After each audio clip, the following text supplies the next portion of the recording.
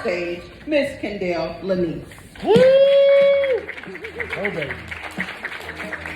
Go girl.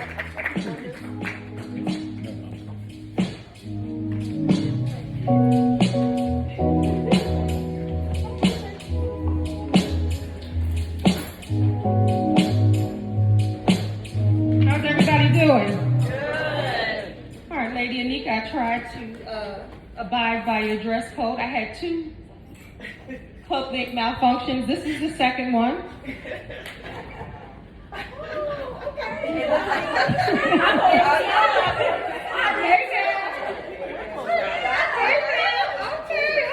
had the red on, that didn't work, and then I had this on, and you see what happened. So it's gonna be good today. Because the devil won't get me, I'm gonna still keep coming. And coming and coming. All right, so how's everyone doing? Fine. Good. So I'm sorry I didn't see everyone yesterday. God was busy. I wasn't here because my husband and I had the opportunity to be on Fox Soul. So Fox Soul, we were talking about our relationship on Dr. Sean's, the Book of Sean, the Love Series. So we had an opportunity to do that. So I wanted to just, I saw on YouTube, y'all had a mighty, mighty good time. A mighty good time. I was like, I want to live here. I saw y'all. Yeah, absolutely. And I have to say that this woman you see here is a colon cancer survivor. Let me tell you something. God gave it to me in March. This is like my first time, like real shoes, walking and everything. I had my surgery in March. And I just have to give this testimony because I just have to talk about the glory of God. Yes. Go ahead. On March the 5th, I went in for a colonoscopy because this lady will be 50 June 17th. Absolutely, praise God. So I had to go for, they say when you're 50 years old, you got to get your colonoscopy. So I thought nothing of it. I was going to get my colonoscopy. I had a girlfriend take me. She had just had one. She was like, I'll take you. And I said, okay, cool. So we go. And anybody that had a colonoscopy, you know the whole thing. You drink the thing, you do, you get ready. So I got ready. Well, when the doctor came back, he looked at me, I looked at him. He said, is your friend here? I said, oh, she's coming back in. So I heard him talking to someone. We'll wait until your friend comes back. So when my friend comes back, and this is the first time I'm talking about it, like looking at anybody talking about this. So she comes back and he says, well, we did the colonoscopy and we found this and that, and it didn't look good. And I said, so are you telling me what I think you're telling me? You joking, right? And he said, I wouldn't even joke like that. So I'm looking, my friend's like, I wasn't expecting to hear that. And I'm just looking at him like, okay. I said, so what now? I didn't break down and cry or anything. I was just surprised. I was just, okay, or stunned or whatever was going through my mind. So he says, okay, you're going to have to get the surgery. They're going to have to remove the cancerous part. And then they're going to reattach your colon. And I'm like, okay. I'm thinking, when you go get your mammograms, you always say a little silent prayer. God, please just make sure. When I got my colonoscopy, I didn't even think to do. I just, hear everybody saying they're going to get the colonoscopy. And that's what I did. And so he said, okay. And he gave me a number to a surgeon. And he said, call this number. Y'all, I didn't wait till I got home. I was in the car making the appointment. By the time that surgeon was in the surgery, by the time I got home, a little bit, he called me back. I was already calling one of my friends that had cancer. She was on the phone with the colon cancer center, like all of this stuff. So then the doctor calls me back and he's like, I said, I just want to live, And he said, oh, you want to live? I said, my daughter's about to graduate from college. I'm being 50 this year. My other daughter, her birthday is coming up. It was May 6th. And I said, I want to live. This was March 5th. So I said, so what happens after? I said, after you do the surgery, what happens? He's like, you live your life. So this is what he said. He's very confident, but not cocky, very confident. So when I talked to him, I said, okay. So then that week before, I had to get surgery in 2 weeks, y'all. The day I found out, I had to get surgery in 2 weeks. So that next week, this was on a Friday. So that whole weekend, I'm here, I'm just like, whoa, like what's happening here? I wasn't even expecting it. So that next week, I had to do all the prep. I had to get the CT scans and do all the stuff for that, blood work, EKG, get all of that stuff. So as I'm talking to the doctor's office quickly, so when I talk to the doctor's office, she just says, she's giving me all the instruction. So then my appointment was scheduled for March 18th to get the surgery. So I get the surgery, and and I'm praying, and I go to see the surgeon like a day before the surgery, and then like 2 days before the surgery. And I told him again, looking dead in his face this time, I was like, I want to live. And he's like, you're going to live. But let me tell you how God works. I had the surgery at St. Joe's. Never been to that hospital a day in my life. They got the prayer piping in the hospital. I don't know if you've been in there, and I'm in there. And the lady who does my first, everybody was just amazing, from the check-in woman to the surgeon and everyone in between. So she checks me in, then she takes me to another lady, and she doesn't even know what I'm there for. Randomly, she tells me she has cancer. She's surviving cancer now, and she's working there. So then I get into the room, and then one more. So I go into the surgeon's to the OR, and it's like 8 people, immaculate. Everybody's there just waiting for me to come in. So when I go in, and of course, you're out. And when I woke up, I was like, this don't look like heaven, so I guess I made it. I said, oh no, this looks like the hospital. So, and I'm just like thankful, because you don't know, even though with your faith, let me tell you something, that faith and flesh, because nights were the worst for me. Nights were the worst, because that's when the devil was busy. Like, what if you die? You might not even make it to your 50th birthday. You all happy about the 50th, or you won't make it to the graduation. The devil was busy. But I will say, prayers kept me alive. I had like 27,000 followers on TikTok. I don't even know those people. Let me tell you something. They were saying prayers, not just like, bless your sister, I'm praying for you. They were having books of prayers. Facebook books of prayers. It just tears me up. My friends, we had my friend back there, basically, we had prayer Zooms, and then we had another prayer Zoom. I know that prayers kept me alive.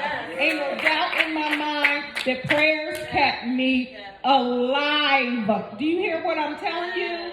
And so it's just amazing. So then I had the surgery. It was a little further down. I have to give this testimony. Please, just bear with me. So I had the surgery. Then I'm in there, and I'm in the hospital. And everybody's like, you look like you had surgery. Because it's only God. So he got it out. My doctor comes back, the surgeon. He's like, we got everything. And I said, okay. And I know that they have to test it and send it to the lab and everything to make sure. So they got everything. So I was sharing, some things online, because I just told people to pray for me. They had no idea why. And still they did it. They still didn't know when I was just saying that. But they're like, I'm glad you had a surgery. And then my close friends that knew, they were like, if they knew what you really been going through. So the doctor told me, okay, you got to walk 5 times a day. He was like, you can start tomorrow. I started walking at 4 a.m. I was like, I'm walking. And I was slow. I was slow on the get up, but I was walking, and I was walking around the hospital. And I just want to fast forward. So, 4 days, I'm still in recovery. It's 12 weeks. It ain't even been 12 weeks yet, y'all. It ain't even been 12 weeks. 12 weeks is it. So I could start, I just started driving again last week and all of that. So let me tell you real quick. So March 5th, I found out. March 18th, I had the surgery. March 24th, the surgeon calls me. He's like, how you doing? And I'm like, I'm good. He was like, you want to hear some good news? And I was like, yeah, because at first I thought he was checking. He said, we're supposed to take out 12 lymph nodes. He said, I took out 28 to make sure, to test everything to make sure. 0% cancer left. Gone.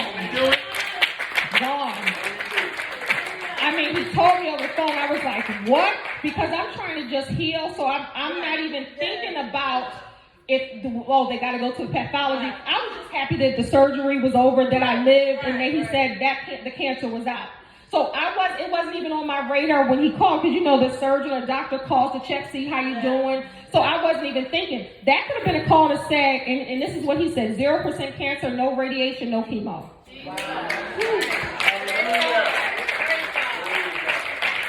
Now, he could have said in that same March 24, you got to get chemo and radiation, right? But he said 0, and then when I went to the doctor 2 weeks later, I got the paper that said 0%. Tell me God ain't good. Great, amazing. Prayer kept me alive. You hear what I'm telling you? And I would be remiss and I would be disrespectful to God if I did not share that testimony. You know what I'm saying? So you don't know what somebody's going through next to you. They can be looking all pretty and shined up, lipstick, clothes on, and you have no idea. So be kind to people. You don't know what's going on with somebody because they're not going to share anything, everything with everybody. Be kind to people. You don't know if God is testing you to see how you behave, to see how you respond to people. You know what I'm saying? You don't know. That could be a test for you, and you could be failing it because you got an attitude. Ain't no reason for you to have an attitude. What? Good morning. What's good about the morning? Are you kidding me? You ever work with somebody like that? Good morning. I'm not a morning person. What? You alive, right? What you mean? Like, I don't understand that, having that type of behavior and attitude. I'm not perfect by any means, but these celebrate life. I have so many, it's so important to me because I might not have been here, Nika. Like, there was a possibility. I had no idea when March 1st kicked in, I was posting all about Women's History Month. I didn't know a week later I was going to be a cancer survivor. And the problem is, and I get the word out because Black people, we are under attack. Because they tell us 50 and over, you get a colonoscopy. For Black people, they don't tell you it's 45 and over. Chadwick Boseman would be alive right now if he didn't wait till 50. You get what I'm saying? When I look at breast cancer, I see Black women. I don't see Black women when they're talking about colon cancer. Somebody sent me an inbox and said, I thought guys only got colon cancer. So the misconceptions that are out there. So don't wait until you're 50. Like I said, I'll be 50 June 17th. What if I waited until June? No, what if I held the paperwork until December? Because the second year is when you're 50. So I have a calendar year of 50, right? I don't have to go on my birthday. I would not be here.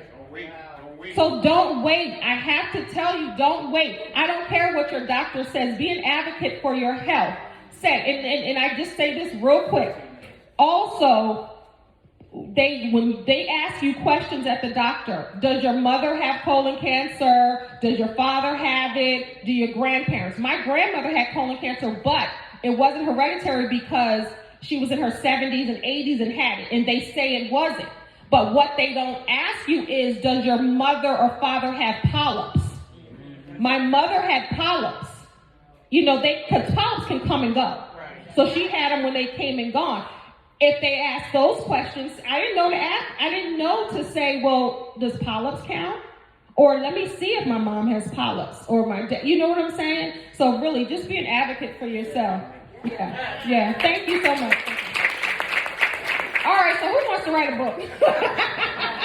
Everybody got a story to tell. And don't think nobody wants to hear your story, because one person can hear your story and one person's life can be changed. It doesn't matter. Like I said, I have 27 followers on TikTok, but it wouldn't matter if I had one. I always say TikTok love me, Instagram love me too, but not like TikTok with the followers. But it doesn't matter. And I say that to be funny, because if I get 2 inboxes, just 2 people saying what you said or what you posted changed my life, that's all that matters.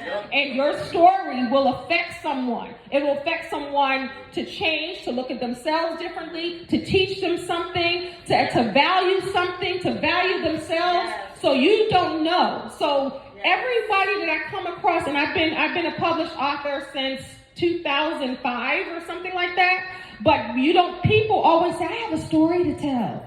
I wish I could do. You can. And it starts with just just basic, just saying, I'm an author. Speaking it, I'm an author. Even if you don't even write anything yet, I'm an author. And that's how it starts, because you have to feed yourself. You know, you have to speak life into yourself. Just like if your best friend came to you and said they want to write a book. Think about how encouraging you would be. You should write that book, yeah, because you got a lot to say. But why aren't you like that with yourself? You know, just like you treat people with kindness and love, why are you treating yourself all raggedy? Why don't you care about that? You can't pour from an empty cup. So you teaching somebody else, but you ain't even teaching yourself or empowering yourself. If you can do it, next time you think about empowering someone else, check yourself. That's it. Because that morning you were probably like, I look fat, I look big, I look this, I look this, oh, I'm not. You probably doing all that. Yeah. But think about what you would have said. Look in that mirror and pretend it's someone else. Fake it until you make it, and then start speaking it into yourself. But your story is your book. So I wrote some quick things down here, but like I said, start referring to yourself as an author. So why you want to ask yourself questions like, why do I want to write my book? And even if you don't have anything written down, think about your life or your story or this novel, whatever it is, if you have that imagination, and just write a name for a book. So I want you to think about that. Write a name for your book. And it could be a working title, meaning it can change. Where will you write? That's very important, because when you're committing to something, you want to make sure. You want to say in your closet, if you have a busy household, if you have an office space, if you have a porch, think about that, because all of those things line up, because you're going to get rid of the excuses. Oh, well, I don't have nowhere. I don't have. Eliminate all of that. And what genre? What do you want to write about? What do you want your readers to get from your book? That's very, very, very important. What do you want them to get? And what do you want to say? Think about it. And a lot of people start talking like, if I had, my former self at 15, I would have told myself this or whatever it is, because you don't have to be a professional. You don't have to be a this. You don't have to be a that. Yes, I have degrees. I have tons of certifications. But my most important experience is my life experience. And everybody in here has life experience. It's okay if you didn't graduate from college. It's okay if you're not certified. You have a life experience. And every time I teach my classes and my seminars, I'm like, teach me too. Because I can learn from you. You can tell me something that I don't even know about. Is anybody else in here a colon cancer survivor? You get what I'm saying? So I can tell you that, and that don't have nothing to do with education. Right. So whatever you go through, it can help someone else. Because even if it doesn't help them, if it's so powerful, you will tell somebody else. So that's how that goes. And if you put it in the book, everybody can read it. So who is your demographic? Think about some of the writers you like, and maybe you want to just style your writing with them until you get a feel, and then once you get a feel, you'll do things on your own. But in order to write your book, you have to carve out a space and dedicate it, and really say, you know what, I'm going to write this book. And if you can use my life example as an example, you don't know what God is going to throw your way. And you're going to keep waiting until tomorrow. Tomorrow may not come. You may not, and I'm not putting this on anyone, but it's not even tomorrow. It could be today. You don't know, so don't put off that. You remember why put off tomorrow what you can do today. It's so true. Don't take life for granted to think tomorrow is going to come. And I know the first speaker said it, and I talk about this all the time. You don't need money to start doing something. Do you know how many businesses and how many things I've done with nothing? Like nothing.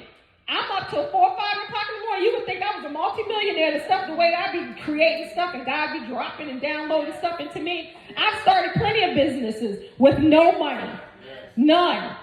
So it's about using your creativity and kick it in, and God will meet you there. But God is not going to bless nothing if you're sitting there not doing nothing, got all these ideas. How dare you? He gave you all of these gifts. Your gifts will make room for you. Monetize your gifts. Okay? Monetize your gifts. Because the money will come. And even with my prices, even life coach and everything. People always say, well, your stuff is so low in cost. I'm like, the quality isn't, but I know God is going to reward me. This is my mission. This is what I do. God is going to reward me. God opens up so many doors left and right, and that money will come. And when it comes, it comes. And he knows when it comes, I'm going to be blessing everybody. That's just how it goes. All right, so you want to think about, so I want you all to workshop your book. And I just want you to, even on the break or later today, think about what your first chapter will be. Like, what will you write about, and what will that first chapter be about? So when you go home and think about it, I want you to write 3 sentences for that first chapter and 3 sentences for the last chapter. So I want you to think about that, take it home with you. If you have some time today as you're, as we are on breaks, I want you to title that book, and I want you to title the first chapter, and I want you to title the last chapter. Now, of course, those are working titles, and what that simply means is it can change. So I just quickly want to talk about SMART goals. Many people have heard SMART goals before, but you want to be smart. Does anybody know what the S stands for? Hint, I gave it to you. Specific. So when you're doing your goals, life coaching me, when you're doing your goals with anything that you do, use these SMART goals. And as a life coach, this is what I teach my people: specific. What is your goal? What do you want to do? Do you want to write a book? Do you want to write an article? Do you want to write an essay? What do you want to do? What's the next one? Measurable. Is it measurable? Can you get your book published tomorrow at noon? That's not measurable, right? So you really want to be realistic. It's like telling an out-of-shape person who ain't worked out in 10 years that, you can go climb Mount Everest tomorrow or this weekend. Like, you can't even get to the corner. How you going to climb Mount Everest? So it has to be measurable. What's the next one? Achievable. And that's similar to that. Is it achievable? Do you think that you can write a book in 6 months?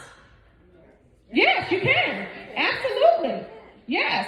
If you write all the time, you could be home during COVID and, writing or unemployed or, working from home. You can do that in a year. But if you have 4 kids, you have a husband, you have a full-time job, you have this, that, and the other, then it's probably not achievable, right? So you have to look at that. What's the next one?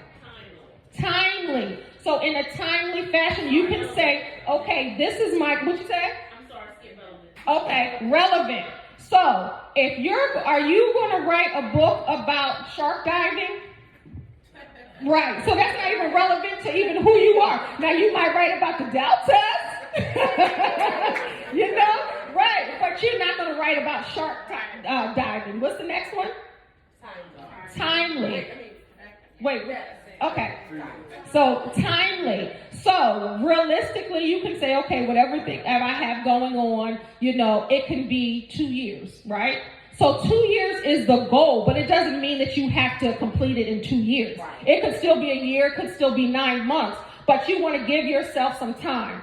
And don't beat yourself up if you don't make your goals. You can stretch it out so it's reasonable. And then you can say, okay, well, now I can reach this goal. And if you don't reach that, it's about working towards the goal, right? So even if you don't reach it, it's not like, you know what I mean? Kicking cans and stuff. It's about like, okay, well, now let me set another one. It's just about working towards the goal. Because you got to do something. You can't sit back, and this is for all the faithful people. You can't sit back and say, I'm just waiting on God. I'm just waiting. God said He's going to do, and I believe His promise. No, you got to do something. You have to work. Faith without works is what? You have to do something. So don't just sit there, because God is watching you, and He can have what you need right on the back burner. But He's waiting for you to show and prove yourself. And when you show and prove yourself, then that's when He's going to come in and carry you, just like the home footprints. Right? You're going to think you're by yourself. You're going to think you're doing this, all this stuff, and why am I doing this? I'm the Lone Ranger, and God got you on His back. That's why it's only one pair of footprints. It's not yours. You know what I mean? So you really have to, if you say you want to do something, you have to put your money or no money where your mouth is. Okay? So the distance is nothing. It is only the first step that is difficult. So if you're talking about writing a book and you're like, how am I going to write 200 pages? How am I going to write 100 pages? Don't look at that. It's about bite-sized pieces. So you start small, writing that title, right? Then you're going to write that name of the first chapter. Then you're going to write the name of the second chapter. Then you're going to write the name of the third chapter, and so on and so on and so on. 17, because my birthday is my favorite number. Typically, I have 17 chapters in most of my books. So you can say, this is what I want to do. You can start small with a small book and say, hey, I just want 10 chapters. Hey, just fit. You don't have to copy someone else. Because when you publish it, you are a published author. I like to write, so mine are lengthy, but it depends on what I want to do. But you might not want to do that. You might have a trilogy where you have several different ones. You can break them up that way. So there's several different ways to do it in self-publishing and so on and so on and so on. Okay, look, that's my timekeeper right here. That's my husband. But yes, ma'am, you have a question? I'm sorry. Oh, you just fanning? Okay. You the timekeeper. Okay. Not the crypt keeper, the timekeeper. Okay. But I just want to tell you that anything that you want to do, you can do it. Just know that you have the power within. Don't let anybody tell you that you're not special, you're not amazing. Stop walking around here acting ordinary when God made you extraordinary. You walking around here like you don't know who you are. You better remember who you are and whose you are. Because if you don't, you're going to be in the same place next year doing the same thing, talking about your shoulda, woulda, couldas, and saying what you want to do. If you don't make a change, you have to make a change for yourself. Don't look to the left. We ain't in church, neighbor. Look to the left, look to the right. No. Look at you. Look in the mirror and make the change you need to make today. Thank you. I'm Kendell Lenice. God bless you.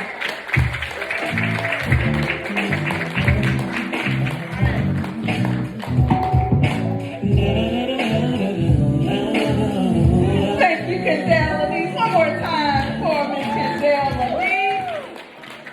This has taken us to our first break. We're going to have a 5-minute break. We're going to ask that you please patronize our vendors. We do have KL Affirming Apparel, Miss Kendell Lenice back there, and we also